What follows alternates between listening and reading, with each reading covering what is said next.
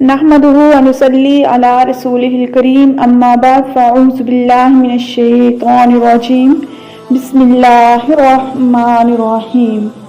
حدیث نبوی صلی اللہ علیہ وآلہ وسلم، صحیح بخاری جلد اول حدیث نمبر 31۔ ایک ظلم دوسرے ظلم سے کم ہے۔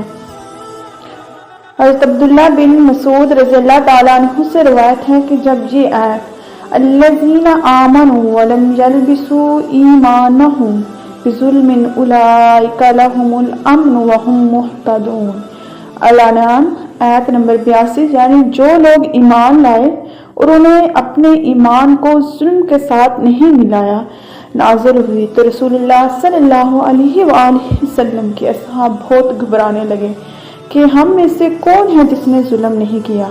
تو اللہ بزرگ و برتر نے اس وقت ایک اور آیت سورہ لقمان کی آیت نمبر 31 اتاری، ان الشرک لظلم عظیم، یعنی شرک بہت بڑا ظلم ہے، بے شک یقیناً شرک بہت بڑا ظلم ہے، نازل فرمایا۔ صحیح بخاری جلد اول حدیث نمبر 32 میں منافق کی علامات کا بیان۔ ابو ہریرہ رضی اللہ تعالیٰ عنہ نبی کریم صلی اللہ علیہ وآلہ وسلم سے روایت کرتے ہیں کہ آپ صلی اللہ علیہ وآلہ وسلم نے فرمایا کہ منافق کی 3 پہچانیں ہیں۔ نمبر 1، جب بولے گا تو جھوٹ بولے گا، منافق کی پہلی پہچان جھوٹ ہے۔ نمبر 2، جب وعدہ کرے گا تو خلاف کرے گا، وعدہ خلافی منافق کی دوسری پہچان ہے۔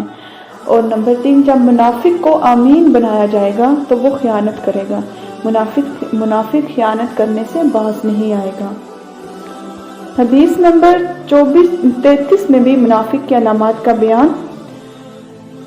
عبداللہ بن عمر رضی اللہ تعالیٰ عنہ سے روایت ہے کہ نبی کریم صلی اللہ علیہ وآلہ وسلم نے فرمایا، 4 باتیں جس کسی میں ہوں گے وہ خالص منافق ہے، اور جس میں ان 4 کی ایک بات ہو اور اس میں ایک بات نفاق کی ہے، تا وقت کہ وہ اس کو چھوڑ نہ دے۔ وہ 4 باتیں یہ ہیں، جب امین بنایا جائے تو لازمی خیانت کرے گا، اور جب بات کرے گا تو جھوٹ بولے گا، اور جب وعدہ کرے گا تو وعدہ خلافی کرے گا، اور جب لڑائی کرے گا تو بےہودگی کرے گا۔ صدق اللہ العظیم۔